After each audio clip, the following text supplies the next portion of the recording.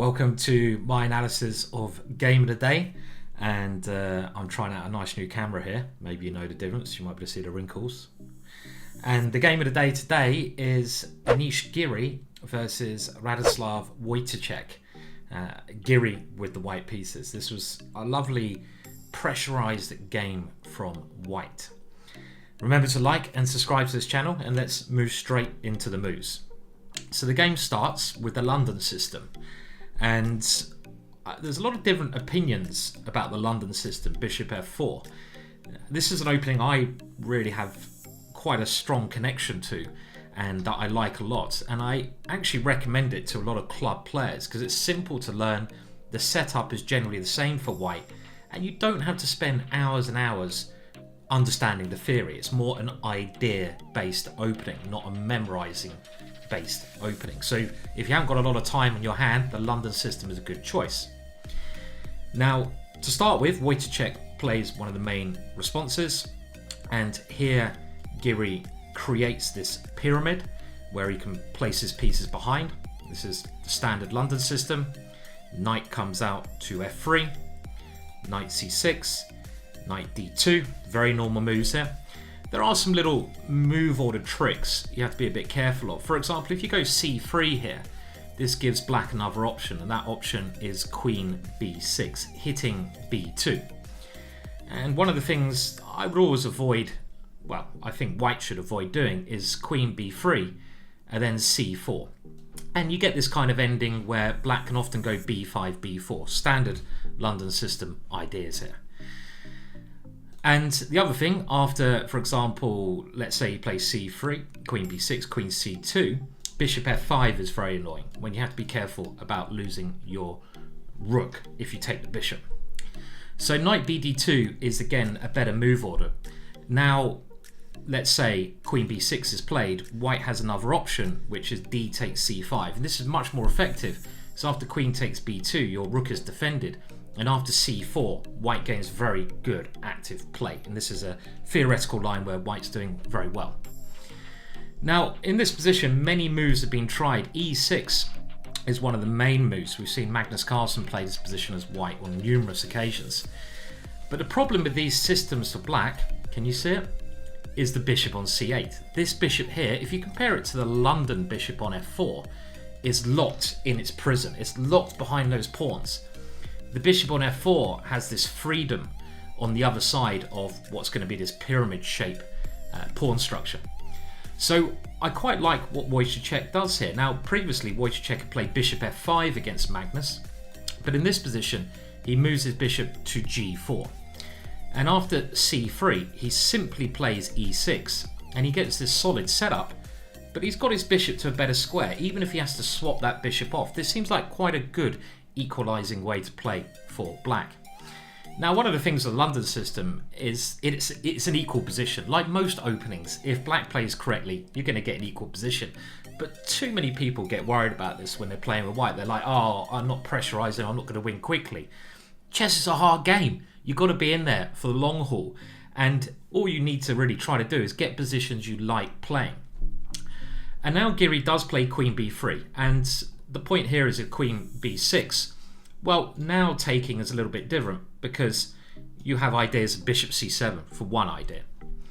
So Wojtaszek decides to keep the queens on the board, queen c8, and now kicking that bishop away, developing to e2.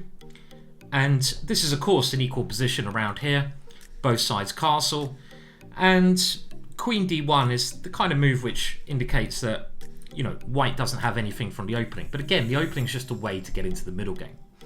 Knight d7, this is aiming to control e5, a perfectly okay move.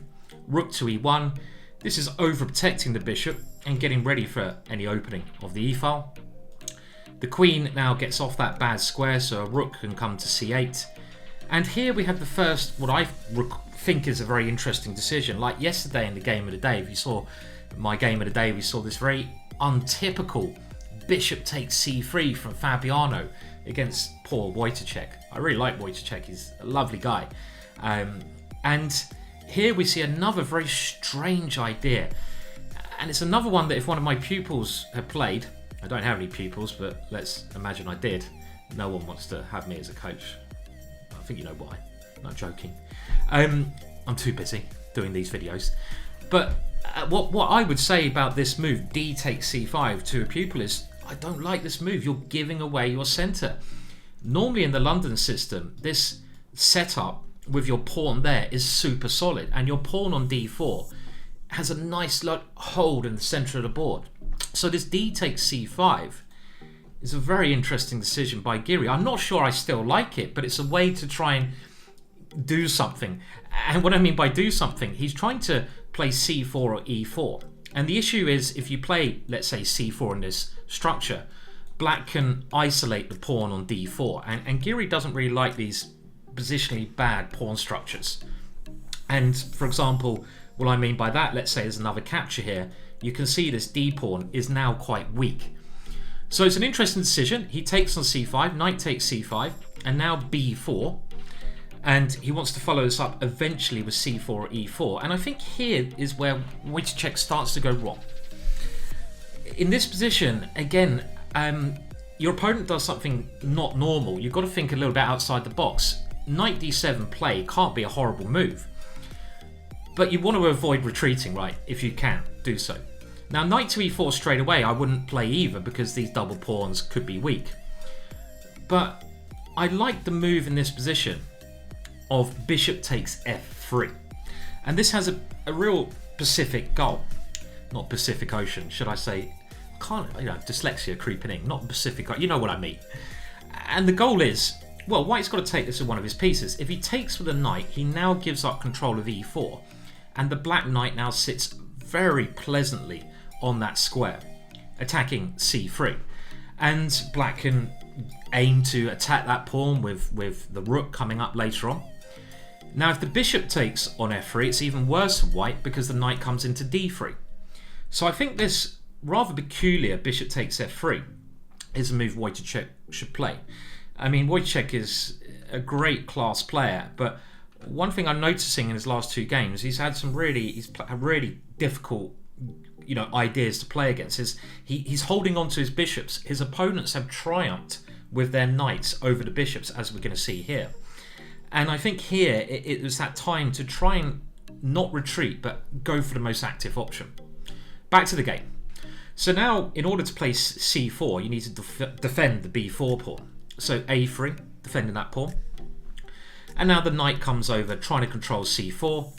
And both sides develop very sensibly. We have a bit of action in the centre. Both sides pushing. The bishop comes and defends the centre. And again, this is still an equal position. So black clearly hasn't done anything wrong, and neither has Anish.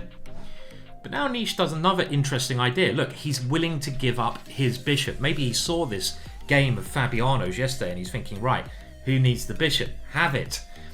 And this is going to give him better control over the central square. That knight was actually better than the bishop there. What's the bishop doing on e3? And again, breaking the rules in chess is very important if it achieves a certain idea. Don't hold on to your pieces which you've heard are good, like the bishop pair. I'm not giving up the bishop pair because I heard Magnus in an interview saying they're great. Ooh, I love my bishop pair. Don't be a Scrooge with your bishops. And after a capture on d5, we can see here that the point of this is white gets this rather mobile centre. It's not centre, that's on the side of the board. The centre black has, but at least Anish gets these pawns coming up. Now, maybe something like bishop f7 preparing to use the pawn majority was better for black, but black plays f5 straight away. And we have a little tactical sequence, b5. Now e5 is weak, so white has to meet e4. Black's pretty much forced to play this. An exchange on c6. More exchanges occur after a rather forced sequence. But the problem now after this check is that black would very much like to take with a queen, keeping his pawns next to each other, cuddling each other, looking after each other. Hey brother, I'll look after you if you look after me. But he can't take with a queen because of the bishop, as we say, so he has to take with his pawn. It's like, bye pawny. And all of a sudden, these pawns look horrendously separated. And this pawn would much rather be back on f7 as well, because it's creating some holes behind the pawns, like the e6 square. Yes, white's pawns are also a little bit loose, but black has more loose pawns. And after knight to f3, again we see a case where the knight is clearly better than the bishop. As again, we're going to see this as a theme for the rest of the game. The knight has lovely ways into those holes that black's created, but this bishop only really has one target. And again, this is a case where the knight is stronger than the bishop. So the bishop does attack that target, and now white comes in. And again, this is a very good way to, push the initiative. Get your pieces to the best squares. Pieces on the best squares. Pieces on the best squares. Something should happen. The king moves off this rather open diagonal, and now the queen comes to a good square. I mean, knight d4 was very playable, but I think Anish wanted to hang on to that knight. This is still pushing. We have an exchange of pawns. Now, generally, I think this exchange helps black, because the more pawns, he's clearly worse here. Because this knight's better, he's got a little bit of a weakened king. You could argue that white's rook is better than black's rook. So black's looking for a draw. And the more pawns that come off, the nearer to an empty board you get, nearer to a draw. But the issue is, there's still problems here, this d pawn. And let's go a little bit further. Well, we have an exchange of pawns, and now c3 can't really be defended. So we get a position where I'm sure a lot of you, and no offense meant by this, me as well, would be very tempted to take a draw.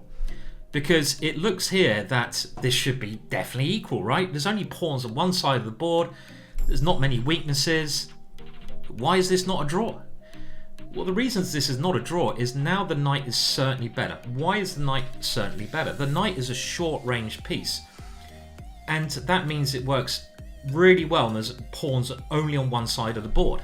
Because it can support the pawns, dodge around the pawns, it can work in close combat. The bishop, on the other hand, is a very long-range piece. So if there was another pawn, like say black pawn there, white pawn there, the bishop would be good because it could have a bit of influence on both areas of the board. But there's nothing to do on the queen side. All the action's now on the king side, so that's one reason.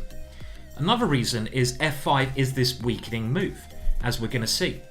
And the third reason is white's rooks are already out there playing the game. So it should be equal, but now Giri increases the pressure. He realizes by using Harry, he can try to create some holes in black's position. He's using this like as a saber. I'm gonna stab through the defenses, try to create some holes in your structure. And now rook on the 7th rank, and now black's idea is to swap off the pieces. The more pieces that come off, the closer to a draw. But Giri very wisely plays rook b5, keeping as many pieces on the board as possible because he wants to push for the win. And here Giri just goes around now, improving his pieces and using that saber to try and create a weakness. They dance around a little bit here, and now this knight, that close combat piece, finds a weakness. And I think here we had the critical mistake. Black should have, sometimes the best thing to do when you're defending, and it's one of the hardest things to do in chess, is do nothing. I'm sure a lot of Eastern philosophers have discussed that. Best to do nothing than something. Just sit there on the rock and look at the sky and whistle some nice songs. And a move such as rook ace f6 is just trying to hold everything together.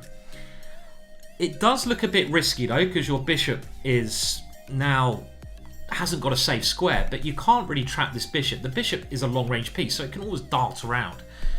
The move played in the game g6 I don't like because it creates more holes, and after h6, look at our friend Harry.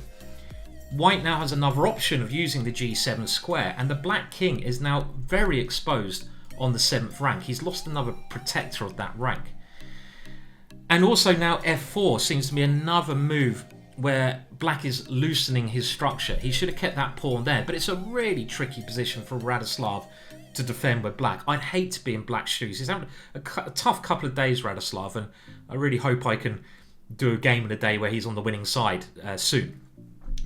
But after g4, this pawn now can always be a target to attack. He tries f3, but after king g3, well, that is very weak. I mean, taking that one it's always there to be captured. You don't need to be greedy. And one of black's ideas would be now to do something like this. And you don't want to give black any active play. You want to pick the grapes when they're ripe to get the best wine. And I enjoy a nice glass of red now and again, and white, and rosé, and cava, and champagne. It might be a glass of red for me after this one. And now after rook b6, well, here we can see just a nice idea here. And this one is just really threatening to now have options attacking the back rank. Black does come down and defend this. And the other idea, let's just go back to this point, is that white can go rook d3 and just try to take that pawn. Now rook in here, rook to this square does look quite tempting, but it'd be a horrendous blunder due to that one. So rook here, much better. Rook here coming next. Rook b3 and now g5. And this defends h6. And after bishop b2, if you want to have a go at finding the killer blow, you can pause now. But what beautiful move. And it really is a beautiful move. Now forced instant resignation. You know what? I'm not even going to show you the move. Some of you are probably going to complain about that. But, you know, let's use your own mind. It still looks quite equal. But after one more move, you can leave in the comments. Black has to resign. And I think a very nice grind there from Giri. He played the London system, he kept the pressure up, and he did very well. Do like and subscribe to this video. That puts Giri into first place. I wonder how Magnus is going to feel about that. Thank you very much for watching. I'll see you again soon.